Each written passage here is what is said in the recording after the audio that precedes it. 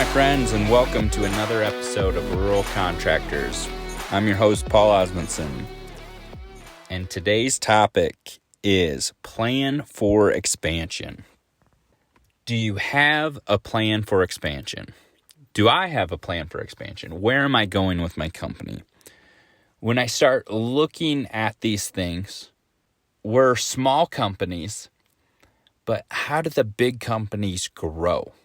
And I think a lot of that comes down to job descriptions laid out, and more than just job descriptions, going even deeper but more broad is, what are the roles of your company? I would guess you guys, like me, I'm sitting in so many seats of my business. I'm the CEO, I'm the visionary, I'm also the integrator, I'm head of sales, I'm head of marketing, head of operations, head of finance. You're fitting in so many roles. You're head of maintenance.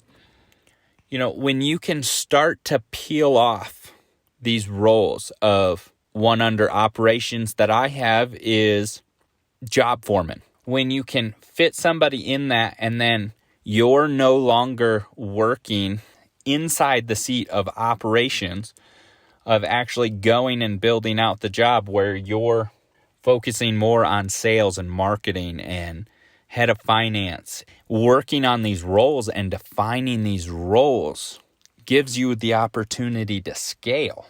Do you have a vision? From that vision, are you breaking it down in steps to get there? Even looking at your equipment. Okay, I got this big goal of, I want to get my revenue up to $2 million a year.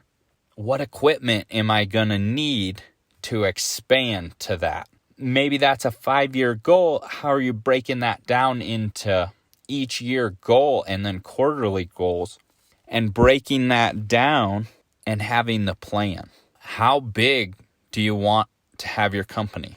Do you want to be a one-man crew? Do you want to be a 4-man crew? With bringing these roles and fitting these people into these different seats, my goal is to bring all of my job op guys, all of these guys start out on my crew working. I want to build them into a foreman position. I feel like a 3 to 4-man crew is very efficient in what we do. We have our systems laid out of this is exactly what to do on day 1, day 2, day 3, day 4, all the way through. So that allows us to train these team members very quickly. As they catch on to what they're doing, our goal is to be able to add another crew to our business. One crew's over here, one crew's over here, one crew's over here. And by doing that, you allow your people to move up in your company to the point where now he's second in command, now he's a foreman. Can this guy handle head of sales? Are you moving these people up? Do you even have the seats created for these people to move up inside your company to be head of sales, head of marketing? I was on one of my coaching calls today, and one of the guys said, I want to build this business to the point if something happens to me, my team is in place.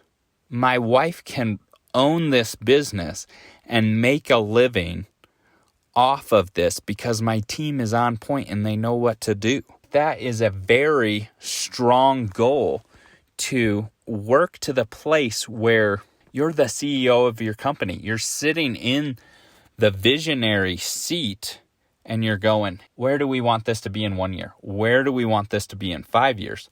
But it starts now. Start building out your blueprint for where you want to take your company. For me, it's exactly that goal. When this guy on this coaching call said that today, I was like, oh my goodness, we're right neck and neck in that of like, that's what I want, is that if something happens to me, I'm dead.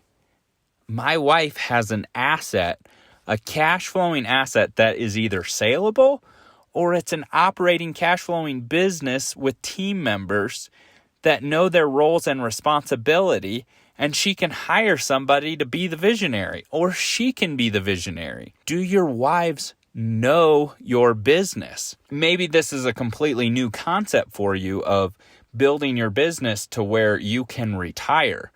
This is a huge issue That's a whole nother topic, is contractors retiring. But this is exactly my plan of how to retire, to be able to build a cash flowing business where it's paying me this, and I'm sitting in the CEO seat being the visionary, and everybody is enjoying their work, collecting their salaries, doing the work that they're paid to do, and it's a win-win situation for everybody at every level. I hope this was helpful for you guys. We'll catch you on the next one.